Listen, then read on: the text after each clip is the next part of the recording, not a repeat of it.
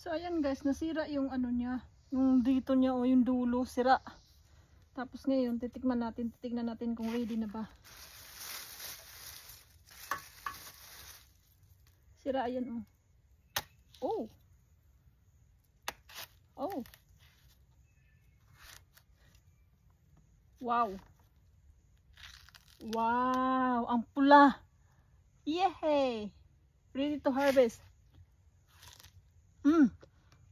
Ang tamis.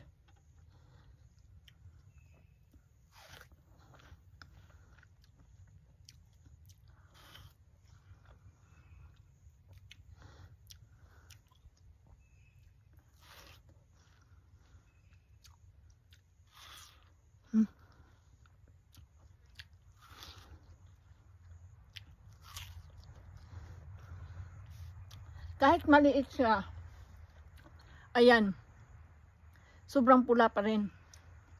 So ayan guys, ready to harvest na natin, harvestin na natin lahat. Kahit maliliit siya, nakakatuwa. Isa pa nga.